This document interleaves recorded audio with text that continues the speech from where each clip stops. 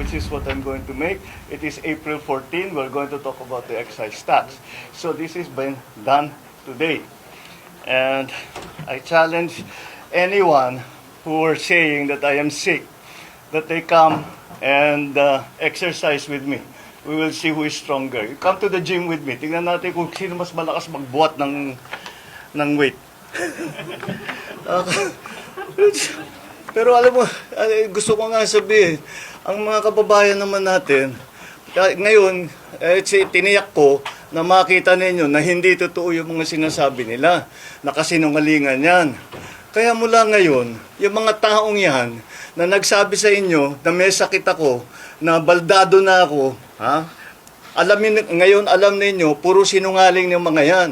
Kaya't lahat ng sasabihin ng mga yan, kasinungalingan. Kaya't huwag nyo nang paniwalaan kung sino man yung mga yun. Now you know who the liars are and who is telling the truth. And once again, I think it's very, very easy and very clear that I'm in very, very good health. I just had everything. My numbers are. I just had my regular blood test kasi nagpapaano ako ng vitamins and everything.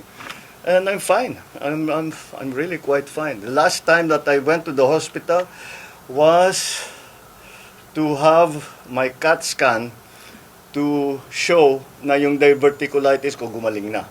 So that was what? 2.5, 3 months ago? Mga ganon. So that's all these reports of me going to the hospital. I haven't been to the hospital for 3 months, and even then it was just to have a CAT scan, because the CAT scan to tell my doctors if the diverticulitis has completely been fixed, and it was, and I'm done. My diet is back to normal. My exercise is back to normal. I still exercise 3-4 times a week. I'm watching my food better than before. But, you know, so people... Medicine, sir? I'm sorry? Maintenance medicine? Maintenance medicine for... no, I have... Okay, 2. One for gout, which is lopurinol. Mga nasa lahi namin mga Ilocano, magka-gout eh. And the other is for high blood pressure, for hypertension. Those are the only 2 medicines that I take. The others that I take are... No, nothing really. When I have allergies, I take an antihistamine. Pero wala naman ngayon. Aside from that, that's it. That's it. I'm not a great believer in supplements. If you eat well and you exercise regularly and you get regular sleep, yun lang medyo kulang ako yung tulog. But otherwise, everything is normal. And I'm happy to say that I'm healthy. You want me to do more jumping jack? Army dozen. I can do the army dozen. Nag-army dozen ako kuminsan. All right. Anyway, down to serious business. I'd like to cover some points that we have been discussing again together with the different agencies and including the Uplift committee. And we have some further announcements. Well, first of all, it is we are able to say that these are the steps that we have been taking so that we are trying to alleviate and try to mitigate the effects of the oil crisis. Umaasa sana kami na maganda na yung maging peace talks between the US and Iran. Ngunit mukhang hindi sila nakabuo ng deal. Kaya kailangan patuloy pa rin ang ating mga ginagawa para tulungan ng ating mga kababayan. Unang-una, nais kong nabanggitin na wag pong mag-alala ang ating mga kababayan dahil sapat naman ang supply natin sa mga pangunahing pagkain. Mga bigas, mais, gulay, asukal, isda, karne, manok, itlog, at lahat ng ibang produktong pagkain. At nakikipag-ugnayan tayo sa industriya, patuloy din ang ating pakikipag-usap sa kanila. At hanggang sa katapusan ng Abril ay hindi magbabago ang presyo ng mga pangunahing bilihin. Kabilang na dyan, magsardinas, tinapay, instant noodles, bottled water, kape, gatas, at delatang karne. Ikalawa, binawasan natin ang buwis sa produktong petrolyo na direktang ginagamit sa pang-araw-araw na buhay. Dahil April 14 na ngayon, April 14 tomorrow, where the authorization, the authority that we asked from Congress begins to apply. Binawasan na natin ang buwis sa produktong petrolyo na direktang ginagamit na pang-araw-araw sa pang-araw-araw na buhay ng ating mga kababayan. So sa ilalim ng kapangyarihan na binigay sa atin ng batas, tinanggal ko na ang excise tax sa LPG at sa kerosene. Ang katumbas nito ay 3 piso at 36, how much is this? 336. 3 pesos 36 ang bawas ng kada kilo ng LPG, halos 37 pesos sa isang tangke ang mababawasan ng presyo. At 565 pesos 60 centavos kada litro ng kerosene. Ibig sabihin, mas mababa ang gastos sa pagluluto at sa araw-araw na pangangailangan ng bawat pamilya. Pangatlo, inaayos na natin ang sistema sa pagpasok ng pagkain sa bansa para mapababa ang presyo, mapabilis at sa ganung paraan mapababa ang presyo. Inutusan ko na ang Department of Agriculture at saka yung Tariff Commission pababain ang taripa sa mga inaangkat na pagkain upang makatulong sa pagbaba ng presyo para sa ating mga namimili. Pero malinaw ang directive na ito. Hindi ito pwedeng gawing basta-basta. Bawat hakbang, malinaw ang proteksyon sa ating lokal na produksyon. Poprotektahan natin ang mga consumer, ang mga magsasaka at ng industriya. Yan ang ating hinahanap na balanse dahil everything, as you know, the economy is a complicated system. Kaya kung may gagawin ka sa isang bahagi, may epekto yun sa kabilang bahagi. Kasabay nito, pabibilisin na rin ang pagproseso ng mga permit tulad ng SPSIC, Certificate of Necessity to Import, para mas mabilis makapasok ang kinakailangang pagkain at mas mababa ang magiging halaga.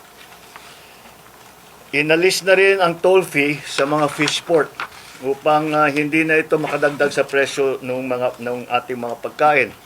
Nakikita natin na may mga magsasaka na napipilitang itapon ang kanilang ani dahil sa overproduction sa sobrang baba ng presyo ng bili. Hindi natin ito papabayaan magpatuloy. Kaya bibilhin na muna ng Department of Agriculture ang sobrang produksyon.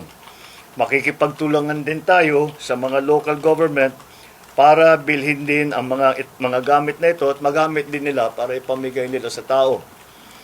Ang pamahalaan ang sasalo nito para hindi masayang ang ani, hindi malugi ang ating mga magsasaka at mapapakinabangan naman ng ating mga namimili. At para sa mas maraming makinabang, papalawakin pa natin ang bentang bigas program.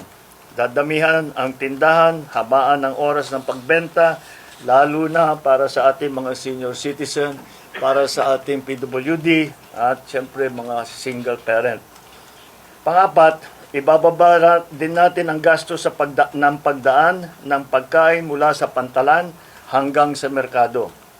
Sa Cebu Ports Authority, sa Subic Bay, binawasan o sinuspindi ang iba't ibang binabayad na mga fees at para ito ay maramdaman ng tao at kahit tumataas ang ibang produkto ay hindi masyadong mabilis ang pagtaas o at least matigil natin ang pagtaas. So mababawasan ang gasto mula sa anchorage, sa berthing fee, cargo handling and storage fees para hindi na ito madagdag sa presyo ng pagkain. Ang Philippine Ports Authority ay ibinaba sa piso ang RoRo terminal fee para sa mga sasakyang nagdadala ng agricultural products. Dahil layunin natin na panatilihing sapat ang supply pigilan ang pagtaas ng presyo at tiyakin tuloy-tuloy ang hanap buhay ng ating mga kababayan. Hindi tayo titigil hanggang maramdaman ninyo ang tunay na ginhawa sa inyong pang-araw-araw na buhay. Maraming salamat sa inyong pagtitiwala. At bukas, we will have another uplift meeting again to discuss what are the other strategies that we can employ to keep prices down, to make sure, first of all, what we will do tomorrow is to make sure, first of all, that the supply both of oil and of food products and all the other raw materials that we need to continue the running of the economy is going to be normalized.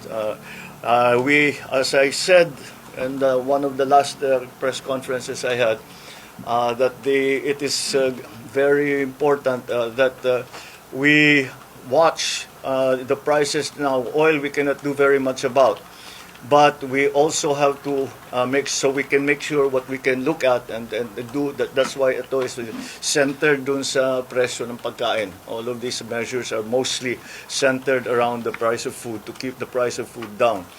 The supply of food as well is also something that we think we can assure the public of, that maganda naman ang takbo so far ng ating sa agrikultura. Yun lang, yun na nga yung mga nakita nating report na yung mga inani na produkto na hindi na basta iniiwang na lang masira dahil masyadong masyadong mababa na ang profit, halos walang kikitain. Kaya since walang kikitain, dahil tumaas yung presyo ng lahat at ganun pa rin ang presyo ng pagbenta, ay iiwasan natin yon. Kaya para yung mga farmer natin, yung mga producers natin, ay meron din silang kikitain. Market worth, kailangan para tuloy-tuloy ang kanilang pag-ani, tuloy-tuloy ang kanilang pagtanim. Dahil yun na nga, yung ina-assure natin yung supply ng pagkain. Supply at saka presyo. It is the balance that we are trying to achieve because simple lang naman ito. Kapag it's the same as kagaya ng nakita ninyo sa langis. Kung masyadong babain ang presyo ng langis, ay sasabihin ng mga importer, hindi na kami kikita, hindi na kami mag-i-import. Masisira naman yung supply natin. Okay? It's the same thing. Yung mga farmers, sinasabi nila masyadong mataas na ang binabayad namin doon sa transportation cost, sa lahat ng mga iba't ibang cost. At mababa pa rin ang presyo ng pagkain, ng kanilang ani. So hindi na sila kikita, kaya hindi na binababa. Hindi na dumadating sa merkado yung kanilang produkto. Kaya aayusin natin yan. We will continue to support the farmers, but we will also keep the prices down. The gap that we have to close will be closed by government. It will be government funds that we will have to use. We will have to take funds from other projects, other programs to make sure that is something that we have attended to. All right, so that's basically the announcement for today. I know that people have been asking about what we are going to do about the excise tax. I hope I have provided the answer for you today, and that will be again a point of discussion for us tomorrow at the uplift meeting, and that's it for now. Thank you. Sir, how about the VAT po on fuel products? Will it be discussed din sa uplift meeting? Yung sa VAT, there are concern po to suspend the VAT. I think it's time to explain. You know, here's the thing with the VAT, especially the VAT on oil, on petroleum products. The VAT on petroleum products, we are going to get a windfall profit from that because tumaas yung presyo ng crudo, and because of that, all the importations will have. At the present VAT rate, we will get extra funds from that. Those, if we take away the VAT on petroleum products, it will only help the petroleum market. What we need is funding to help the entire society. Hindi pwedeng yun lang, titignan lang natin is the petroleum. Kasi sinasabi ng mga tao, bakit puro transport workers lang ang tinutulungan nyo? Paano kami? Bakit the other? We also have to take care of the other sectors. So with the additional funding that we will get from the VAT collections, yun ang gagamitin ngayon natin to provide. That fund will not exist if we remove the VAT on petroleum products alone. So that's the reasoning behind. We will still examine it. You know, like I keep telling you, there's nothing that we are not looking at as a possible option. We are looking at all the options. If the time comes that it really calls for, the time will come that VAT should be brought down for whatever products, then we will certainly study it very well. Right now, the balance, the cost-benefit analysis between the VAT collections and the benefit to people, to ordinary people, still favors that we collect VAT and we use the extra funds to provide subsidies, to provide cash benefits, to provide all of those subsidies that we have been able now to provide, that we have to provide now, so people to normalize people's lives.